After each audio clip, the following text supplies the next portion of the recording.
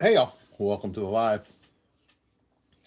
I'm going to give you guys a backseat or a backstage view into the making of the Morning Report. Morning Report is a production of fightbackmedia.com, fightbackmedia.com, fightbackmedia.com. I did this on what's the other one? TikTok a couple days in a row. So I figured I'd do it here too. So maybe if you'll catch it live, and then you'll catch the managed manicured versions. This is where the magic happens in the studio, right? There's my guitar, and there's my Kappa Kappa Psi shirt from college, hanging there. Uh, and that right there is a puffin, by the way, a puffin. Puffins are cool because they fly and they can dive underwater and get fish. It's super cool. Anyway, we're going to get started here. We're going to do a story. The story is about a meat packing place in Nebraska that apparently lost 80%, 1 in 5 of their workers, due to a an ice raid. Who's to blame? Why blame is important, and what we can do moving forward. All right, we have set up our recording stuff. Let me go ahead and show you if I can. We're using Zoom. Actually, we're using Zoom to record, and there's the microphone working, and there's my backdrop. That's the one that you'll see from my computer. There's my computer, and there is the script that we wrote, and so we should be good, right? And we have the lighting.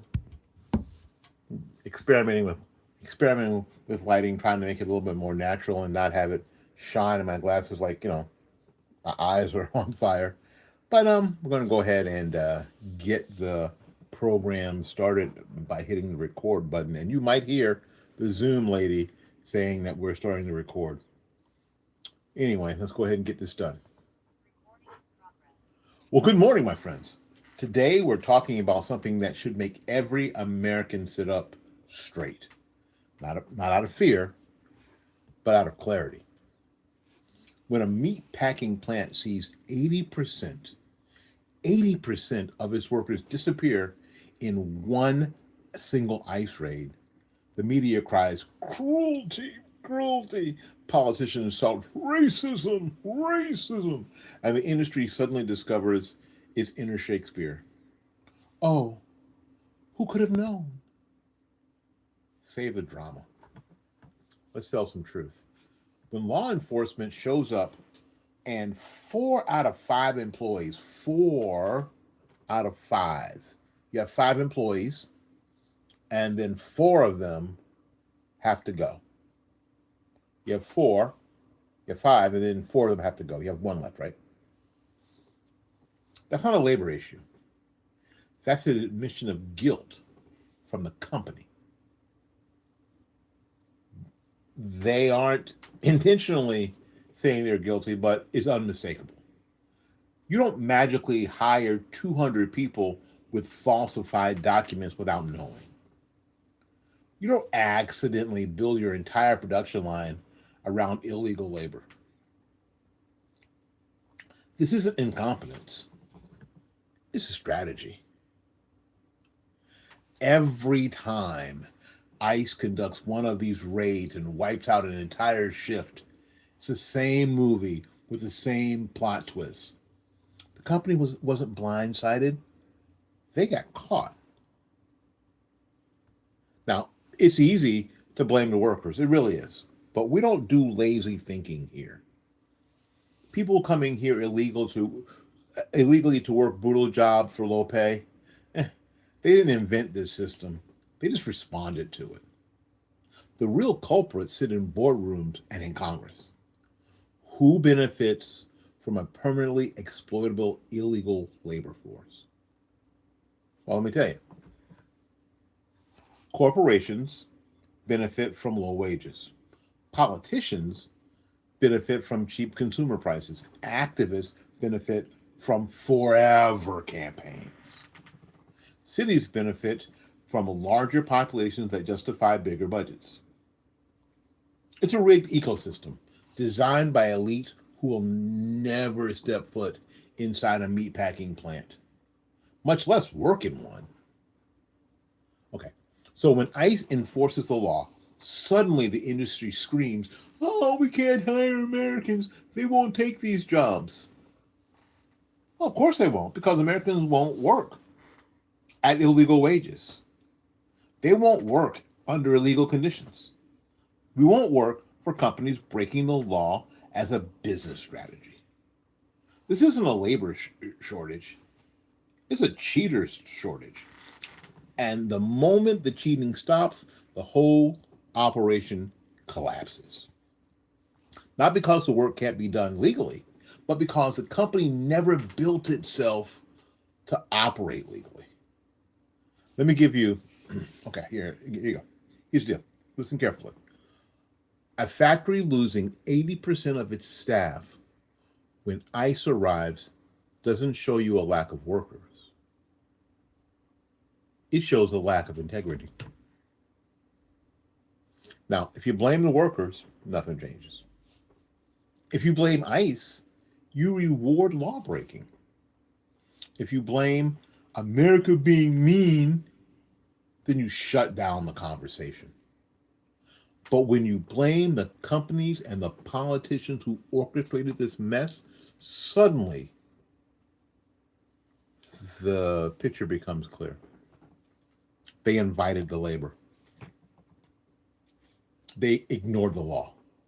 They benefit from the chaos. And they screamed when the accountability came. Both parties share responsibility in this. But one group suffers the consequences every single time. The American worker. The man who makes $22 an hour now gets replaced by someone making 11. The woman who had benefits now gets undercut by someone with no paperwork and no protections. The town that once offered stable work now offers instability and crime. This is not immigration policy. This is labor exploitation disguised as compassion. Now, if we're serious, and around here we are, here's what would end the problem overnight. Number one, E-Verify, mandatory, nationwide, no exceptions. No exceptions about industry, no exceptions. E-Verify, mandatory, nationwide. Number two, criminal penalties for corporations that knowingly hire illegal labor. So if you have that manager or that CEO or whatever who know they're hiring illegals, if they know that they might actually go to jail, maybe they think a little harder about this. When people don't have the right documentation, when people have what you know is a forged social security number because you haven't checked it, because you haven't used E-Verify because you're afraid to. Number three, a competitive legal labor market that doesn't reward cheating. Number four, automation investment that ends dependency on legal hiring. Number five, politicians who stop using immigrants as pawns. Activism or cheap GDP growth. No shouting, no slogans, no emotional theatrics, just a system that works the way that it's written. All right. So when ICE shows up, the truth walks in with them. If a company loses 80% of its workforce in a raid, that company wasn't a victim. It was a perpetrator whose business model finally ran out of places to hide. That's the real story. Ladies and gentlemen, this is the Morning Report. The Morning Report is a production of FightBackMedia.com, FightBackMedia.com, FightBackMedia.com, and FightBackMediaTV.com. Until we see you again, go out there and learn something, love somebody, and for goodness sakes, Y'all take care of yourself. Comment, comment, comment in the live. Comment. Let me see how you feel. We'll see you when we see you. Bye-bye now.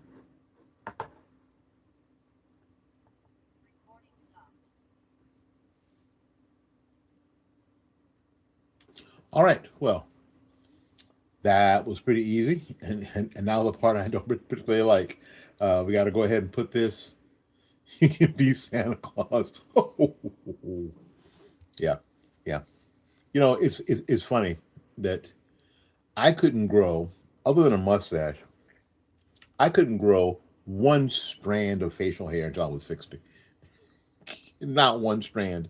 It's like, fall out.